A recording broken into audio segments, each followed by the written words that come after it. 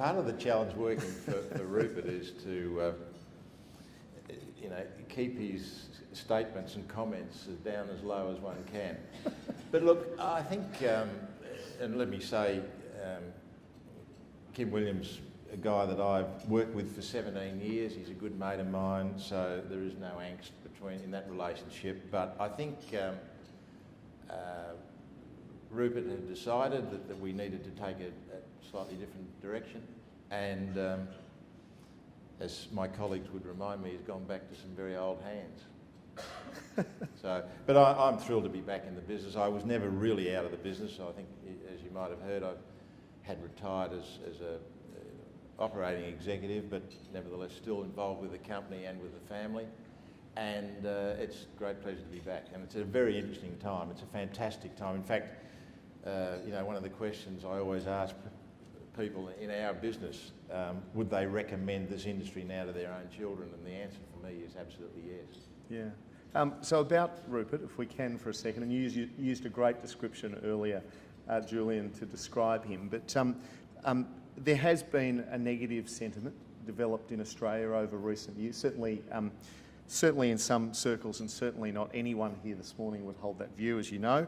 But how do you deal with that in public life re-entering now? How do you deal with that? Because it certainly exists, I imagine, in each of your interactions publicly.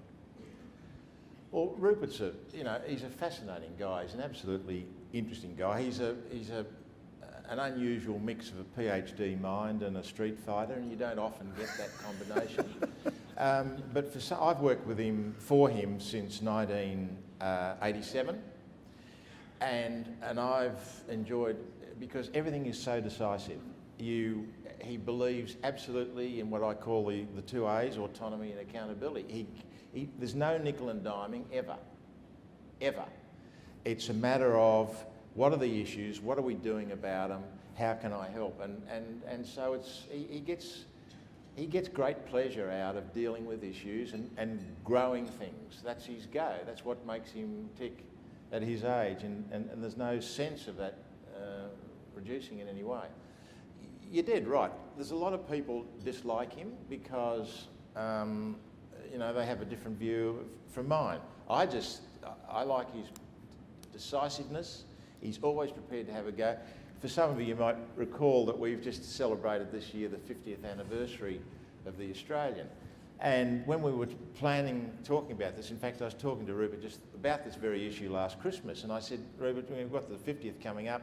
He said, oh, no, we don't want to do anything about that. I mean, this is typical of Rupert. No, I don't want to do that. And I said, well, I'm doing it anyhow. We put on a big black tie dinner, the Prime Minister, the whole bit. And but I said to him, it only has dawned on me that you were 32 when you launched the Australian. Now, in the business, and I've been in this business a long time, there was no way that was anything else but a crazy idea. The idea that you can produce a newspaper as it was in those days, out of Canberra, and you're going to have it in people's lawns everywhere in Australia by the morning, the feasibility of that is just a crazy idea. And yet, typical of him, in fact, they went very close to falling over with it, very, very close, but his determination to push on and what he believed in got it done.